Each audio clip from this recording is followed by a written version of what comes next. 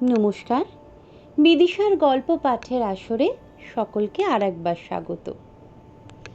বিভূতিভূষণ বন্দ্যোপাধ্যায় ছিলেন একজন জনপ্রিয় ভারতীয় বাঙালি সাহিত্যিক। তিনি মূলত উপন্যাস ও ছোট গল্প লিখে খ্যাতি অর্জন করেন। তিনি মূলত পথের পাঁচালী ও অপরাজিতর জন্য বেশি পরিচিত। অন্যান্য উপন্যাসের মধ্যে আরণ্যক, চাঁদের পাহাড়, আদর্শ হিন্দু হোটেল, ইছামতি, অশ্বনী সংকেত বিশেষভাবে উল্লেখযোগ্য। আজ পড়ব বিভূতিভূষণ বন্দ্যোপাধ্যায়ের একটি ছোট গল্প। গল্পের নাম পৈতৃক ভিটা। মধুমতি নদীর ওপারেই সেকালের প্রকাণ্ড কোঠাবাড়িটা। রাধামোহন নদীর দিকের বারান্দাতে বসে একটা বই হাতে নিয়ে পড়বার চেষ্টা করলো বটে, কিন্তু বইয়ে মন বসাতে পারলে না। কেমন সুন্দর ছোট্ট গ্রাম্য নদীটি, ওপারে বাঁশ বন, আম বন, বহু কালের। ফলের বাগান যেন প্রাচীন অরণ্যে পরিণত হয়েছে। একা এত বড় বাড়িতে থাকতে বেশ লাগে। খুব নির্জন। পড়াশুনো করবার পক্ষে কিংবা লেখা টেকার পক্ষে বেশ জায়গাটি। তাদের পৈতৃক বসতবাটি বটে, তবে কতকাল ধরে তারা কেউ এখানে আসেনি, কেউ বাস করেনি। রাধামোহনের বাবা শ্যামাকান্ত চক্রবর্তী তার বাল্য বয়সে গ্রাম ছেড়ে চলে যান। মেদিনীপুরে তার মামার বাড়ি। সেখান থেকে লেখাপড়া শিখে মেদিনীপুরে ওকালতি করে বিস্তর অর্থ উপার্জন করেন এবং সেখানে বড় বাড়িঘর তৈরি করেন। স্বগ্রামে যে একেবারেই আসেননি তা নয়, তবে সে দু একবারের জন্য। এসে বেশি দিন থাকেননি। অত বড় পসরওয়ালা উকিল থাকলে তার চলতো না। গ্রামের বাড়িতে জ্ঞাতি ভাইরা এতদিন ছিল, তারা সম্প্রতি এখান থেকে উঠে গিয়ে অন্যত্র বাস করছে। কারণ গ্রামে বসে থাকলে তো আর সংসার চলবার কোনো উপায় হয় না। যা কিছু জমি জমা আছে না দেখলে থাকে না। বাড়িটারও একটা ব্যবস্থা করতে হয়, নইলে বাড়িঘর সব নষ্ট হয়ে যাবে। রাধামোহন নিজে গত বছর ওকালতি পাশ করে পরলোকগত পিতৃদেবের পসারে বসেছে। এবার দেশের চিঠি পেয়ে পুজোর ছুটিতে একাই গ্রামে এসেছে, বাড়িঘর এবং জায়গা জমির একটা বিলি ব্যবস্থা করতে। পাশের বাড়ির বৃদ্ধ ভৈরব বাড়ুজ্যে দুদিন খুব দেখাশোনা করছেন। তিনি জোর করে তার বাড়িতে রাধামোহনকে নিয়ে গিয়ে কদিন খাইয়েছেন, নইলে রাধামোহন নিজেই বেঁধে খাবেন পৈতৃক ভিটেতে। এ ঠিক করেই এসেছিলেন। ভৈরব বাড়ুজ্যের বড় ছেলে কেষ্ট এসে বললে, দাদা চা খাবেন, আসুন। তুই নিয়ে আয় এখানে কেষ্ট, বেশ লাগছে সন্ধ্যাবেলাটা নদীর ধারে। আনবো? সেই ভালো, যা। গ্রামে সবাই অবশ্য আত্মীয়তা করছে, ভালোবেসেছে। বৃদ্ধ লোকেরা বলেছে, আহা তুমি শ্যামাকান্তদার ছেলে, কেন হাত পুড়িয়ে রেঁধে খেতে যাবে? আমরা তো মরিনি এখনো, এসো আমাদের বাড়ি। রাধামোহন সকলের কাছেই কৃতজ্ঞ। কেষ্ট চা দিয়ে কিছুক্ষণ গল্প করে চলে গেল। তারপর রাধামোহন আবার একলা। অন্ধকার রাত্রি, মধুমতির জলে তারা ভরা আকাশের ছায়া পড়েছে। রাধামোহন বসে বসে ভাবছে, এই এত বড় বাড়িটা তার ঠাকুরদাদা তৈরি করেছিলেন কেন এখানে? সেকালের পুলিশের দারোগা ছিলেন তিনি, অনেক পয়সা রোজগার করেছেন বটে, কিন্তু বৈষয়িক বুদ্ধি ছিল না সেকালের লোকের। এই বন জঙ্গলে ভরা গ্রামে কেউ পয়সা খরচ করে বাড়ি করে? কি কাজে আসছে এখন? আচ্ছা, সুরকির কলোয়ারা বাড়িটা নেয়, তাহলে পুরনো ইটের দরে বাড়িটা বিক্রি করা যায়। খুট করে কিসের যেন শব্দ শোনা গেল। রাধামোহন দেখলে একটি 10-11 বছরের টুকটুকে ফর্সা মেয়ে ঘরের দাওয়ার আড়াল থেকে উঁকি মারছে। ঘরের মধ্যে হ্যারিকেন জ্বলছে, বারান্দাতে সামান্য আলো এসে পড়েছে, সুতরাং একেবারে অন্ধকারে সে বসে নেই। ভৈরব বাড়ুজ্যে একবার ছেলে পাঠায়, একবার মেয়ে পাঠায়। লোকটা খুব যত্ন করছে বটে। ও বললে, কি খুকি, ভাত হয়েছে বুঝি? একটু পরে মেয়েটি সংকোচের সঙ্গে বাইরে এসে দাঁড়ায়। রাধামোহন বললে, তোমার নাম কি? লক্ষ্মী। বেশ নাম, পড়ো? উহু। গান জানো? উহু। রাধামোহন হেসে বললে, তবে তো মুশকিল দেখছি। বিয়ের বাজারে তুমি যে বিপদে পড়বে। রান্না? বালিকা ঘাড় নেড়ে জানায়, সে জানে। ওই একটা ভালো গুণ রয়েছে তোমার। কি কি রান্না জানো? সব। সব? বাহ, বেশ খুকি তুমি, বসো। বালিকা সলজ্জভাবে ঘাড় নেড়ে বলল, না, বসবো না। কেন, কাজ আছে? না। তবে বসো। না, আমি যাই, তুমি খেয়ে এসো। যাচ্ছি। ভাত হয়েছে? তোমার খুব খিদে পেয়েছে না? যাও, খেয়ে এসো। রাধামোহন কি একটা বলতে গিয়ে পিছন ফিরে দেখলে খুকি কখন চলে গিয়েছে। সে একটু পরে বাড়ুজ্যে বাড়ি খেতে গেল। ভৈরব বাড়ুজ্যে বললেন, এসো বাবাজি, এসো, রান্নাও হয়ে এলো প্রায়।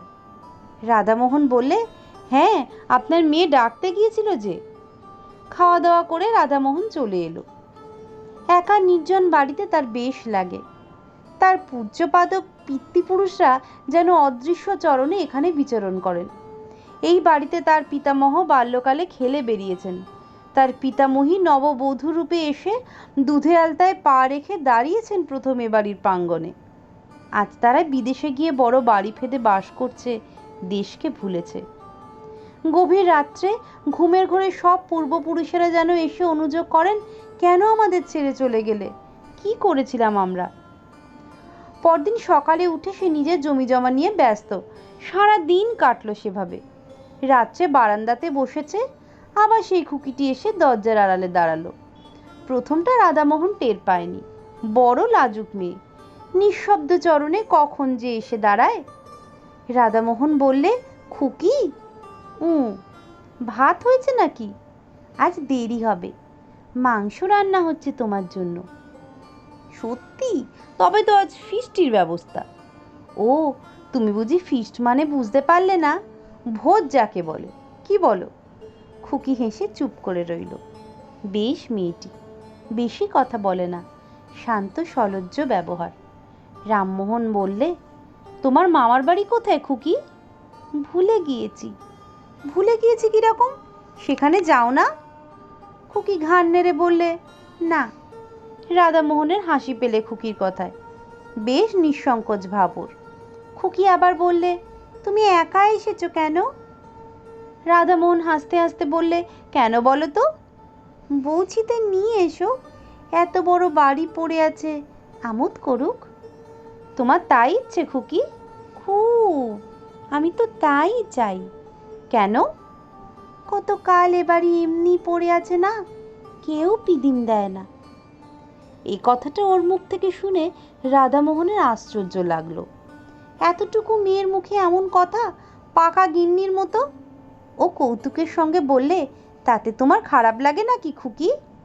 বাহ, লাগে না? তোমরা সবাই এসো, বাড়িতে শাক বাজুক, সন্ধ্যের পিদিম দেয়া হোক। কথা শেষ করে সে ব্যস্তভাবে বললে, তোমার খুব খিদে পেয়েছে না? বড্ড রাত হয়ে গেল। না না, এমন আর বেশি রাত কি। তোমার আবার সকালে খাওয়া অভ্যেস। তুমি কি করে জানলে খুকি?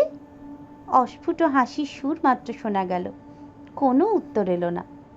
একটু পরে মাথা দুলিয়ে দুলিয়ে খুকি বললে, ভালো লাগে, বড্ড ভালো লাগে। রাধামোহন ওর দিকে চেয়ে বললে, কি ভালো লাগে খুকি? এই যে আজ তুমি এসেছো, কেউ তো কখনো আসে না এ বাড়িতে। তুমি যাও, মাংস রান্না হয়ে গিয়েছে।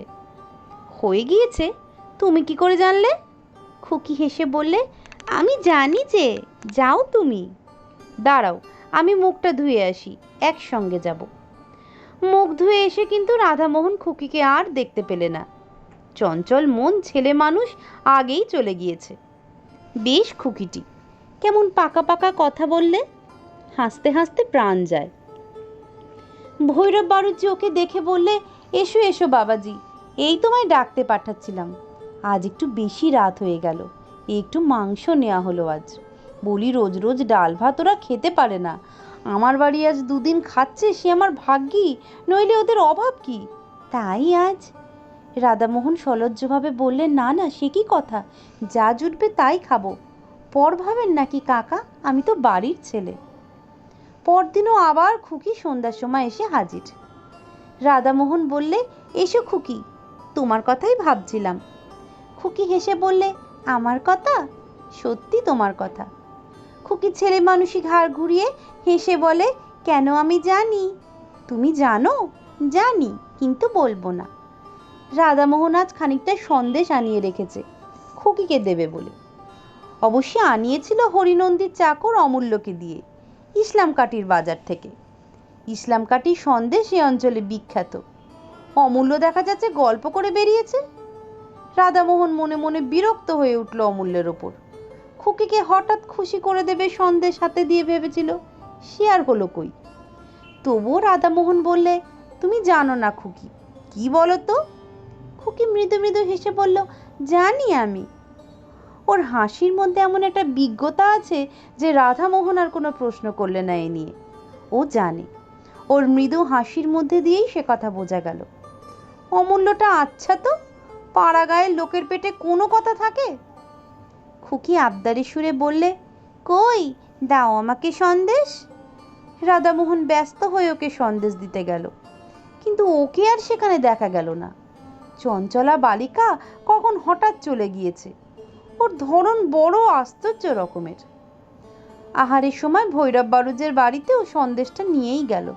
বললে, খুকি বড় লাজুক, তখন চলে এলো, ওকে একটু এই। ভৈরব বাড়ুজি হেসে বলল, খুকি বুঝি তোমার কাছে গিয়েছিল? রোজই যায়, গল্প সল্প করে। তাই নাকি? হ্যাঁ, ও একটু লাজুক বটে, খুব ছেলে মানুষ তো। পরদিন সন্ধ্যায় খুকি আবার নির্দিষ্ট স্থানটিতে এসে দাঁড়ালো বারান্দাতে। রাধামোহন বললে, কাল অমন করে চলে গেল কেন তুমি? আমি ভারী রাগ করেছিলাম কিন্তু। খুকি হেসে চুপ করে রইল। খেয়েছিলে সন্দেশ? বারে, যখন তুমি বললে ওই তো আমার খাওয়া হয়ে গেল। পরক্ষণেই সে যেন স্নেহের সুরে বললে, তুমি এই যে এসেছো আমার কত ভালো লাগছে। বাড়িতে পিদিম জ্বলছে, একা একা ভালো লাগে। শহরে যাবে? চলো আমার সঙ্গে, চলো। আমার একা নেই ভালো, ওসব আমার ভালো লাগে বুঝি? বাহ, কত টকি ছবি, কত খাবার দাবার। হোক গে, তাতে আমার কি। তুমি আবার আসবে বলো? আসবো নিশ্চয়ই, কেন আসবো না? এতদিন তো আসোনি। ভিটেতে সন্ধ্যার সময় পিদিম জ্বলেনি তো। আচ্ছা, আজ আসি। তুমি তো মঙ্গলবারে যাবে। রাধামোহন একটু আশ্চর্য হলো। মঙ্গলবারে সে যাবে বলেছিল ভৈরব বাড়ুজ্যেকে। ভৈরব কাল আবার বাড়িতে গল্প করেছেন। তারপর দুদিন রাধামোহন বৈষয়িক কাজে অন্য গ্রামে গিয়ে রইল। সোমবার অনেক রাত্রে নৌকাযোগে স্বগ্রামে ফিরল বটে, কিন্তু ভৈরব বাড়ুজ্যের বাড়ির কারোর সঙ্গে অত রাত্রে আর দেখা করলে না। ঘরে চিড়ে ছিল, তাই খেয়ে রাত কাটালে। পরদিন সে যাবার জন্য তৈরি হচ্ছে, ভৈরব এসে বললেন, বাবাজি, কাল কত রাত্রে এলে, খেলে কোথায়? আমাদের ডাকা উচিত ছিল তোমার, তুমি তো ঘরের ছেলে, এত লজ্জা করো কেন? ছি। রাধামোহন বললে, আপনার খুকিটিকে একবার ডেকে দিন না। বেশ বেশ, এক্ষুনি ডাকছি, দাঁড়াও। একটু পরে একটি 8 বছরের কালে মতো মেয়ের হাত ধরে ভৈরব বাড়ুজ্যে সেখানে নিয়ে এলেন। রাধামোহন বললে, এ খুকি তো নয়, এ দিদি। ভৈরব বাড়ুজ্যে বললেন, এ দিদির তো বিয়ে হয়ে গিয়েছে, সে তো শ্বশুর বাড়ি আছে, তুমি তাকে দেখোনি। তবে আপনার বাড়ির অন্য কোনো মেয়ে? আমার বাড়িতে বাবাজি আর কোনো মেয়ে নেই, তবে অন্য কোনো মেয়ে, কিন্তু না, আর কোনো মেয়ে পাড়ায় নেই ওই বয়সের। 2 ঘর তো মোটে ব্রাহ্মণের বাস। বয়স কত? রাধামোহনের হঠাৎ মনে পড়ে গেল, বলে ওর নাম বলেছিল লক্ষ্মী। লক্ষ্মী? সে আবার কে? কই, ও নামের মেয়ে এ গ্রামে নেই। তোমার শুনতে টুনতে ভুল হয়ে থাকবে বাবাজি। শুনতে ভুল হতে পারে নামটা, কিন্তু সে খুকিটিকে, সে তো আর ভুল হবে না।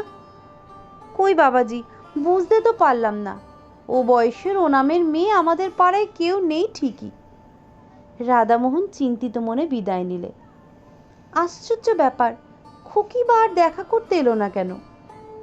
স্বগ্রাম থেকে ফেরবার পর 2 বছর পরে রাধামোহন তার পিসির বাড়ি গিয়েছে জব্বলপুরে। সেখানে পুরনো এক ফটো অ্যালবাম খুলে দেখতে দেখতে একটি মেয়ের ফটো চোখে পড়ল। এই মেয়েটিকে সে যেন কোথায় দেখেছে, ঠিক মনে পড়ল না। পিসিমাকে ডেকে ফটোটা দেখাতে তিনি বললেন, একে তুই দেখবি কোথায়?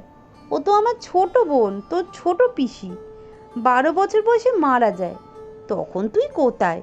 তোর মারই বিয়ে হয়নি। আমরা তখন সব আমাদের গাঁয়ের বাড়িতেই থাকি। তারপর পিসিমা কতকটা যেন আপন মনেই বললেন, আহা, একটু একটু মনে হয় ওকে। বেশ দেখতে ছিল। সে আর 40 বছরের কথা। তারপর তোর বাবাও দেশ ছেড়ে মেদিনীপুর চলে এলো। দেশের বাড়িতে যাওয়াই হয়নি। বিয়ের পর আমি মোটে একবার গিয়েছিলাম, সেও আজ 20 বছর আগের কথা।